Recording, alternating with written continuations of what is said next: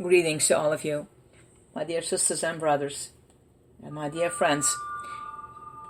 And all of you are welcome to my new broadcasting in the secret place. This is your Pastor Yeti. We are together in Psalm 39. And our reflection for today is the transient nature of life. And our key verse for today is Psalm 39 verse 4. Lord, make me know my end, and what is the extent of my days. Let me know how transient I am. Life is extremely short.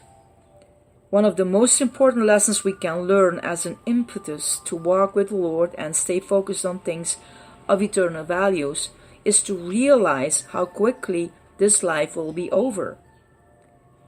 My self-image has always been far more youthful than the reality of my age. Thoughts have always been focused on the future and what I would do someday.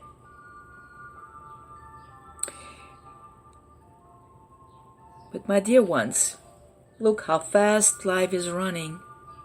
If you look on 1 month in the early beginning of a month, we look back and the month is over. It's so fast. Sometimes we think that minutes are not exactly the same minutes anymore. Seconds, maybe they are running faster than normal. Well, we are so busy in life that life runs very fast.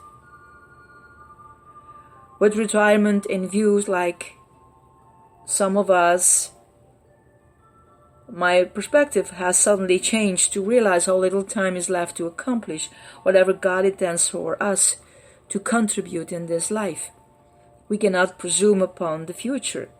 The untimely death of peers is a reminder that we never know how much time we will have, and that whatever we do must be now in the present. The letter to James said in chapter 4 verse 14 says that life is like a vapor that appears for a little while and then vanish away. And in Psalm 90 verse 12 tells us, teach us the number our days, that we may present to thee a heart of wisdom. It is good to put the things that concern us in the proper perspective.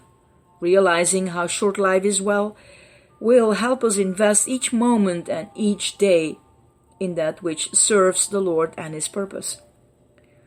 We become so caught up in petty controversies that are actually rather trivial and will not even be an issue a few days later. The time consumed and intentions given to shopping, making decisions regarding clothes, the decorations of our house, and accumulating and caring for possessions are insignificant compared to the spiritual realities. What will happen to all the wealth we acquire? Why do comforts and material things become such an obsession beyond that which is necessary? From the day we are born, even though we go through years of growth and maturing, we are in the process of dying and moving toward our eternal reward. We are told to recognize that whatever we accomplish is because of what the Lord has chosen to do in our life. And therefore, we do not boast or take pride in conceited claims of what we have done. Putting life in perspective will not only cause us to guard our ways, to live with integrity and walk in purity, but it will cause us to guard our words as well. Our greatest tendency is to sin with our tongue, especially when the wicked or others comes against us. We can identify with the feeling of the psalmist when he said, my heart was hot within me.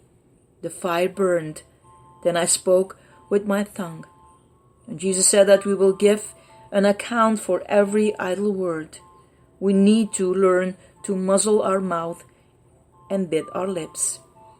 It is just not worth it to say things that are hurtful or to criticize and put down others, no matter how we can justify it, because of what they have done.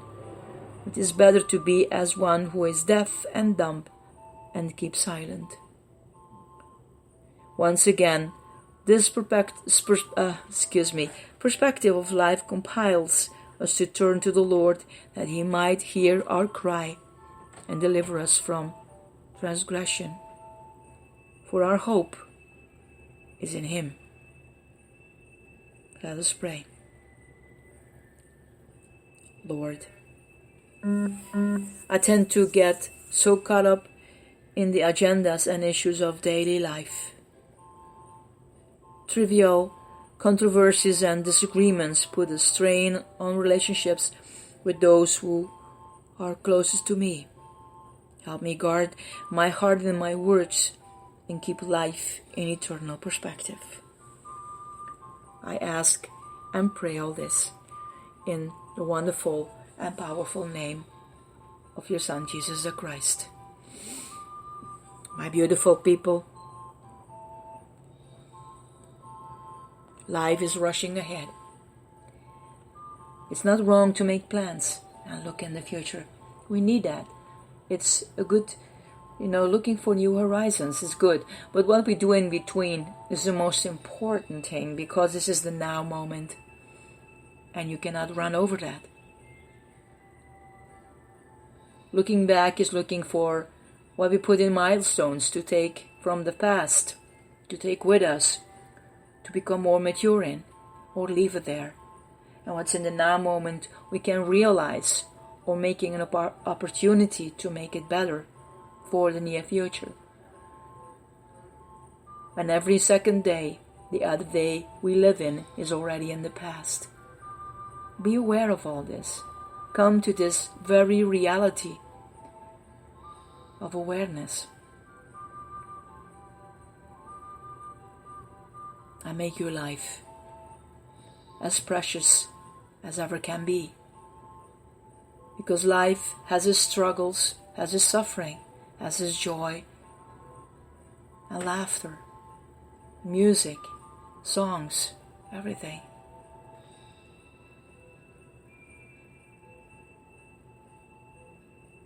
Look up Him who did everything for you and make your life as pure as can be.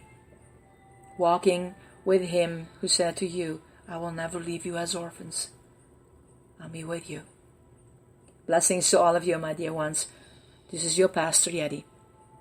I love you guys. Bye.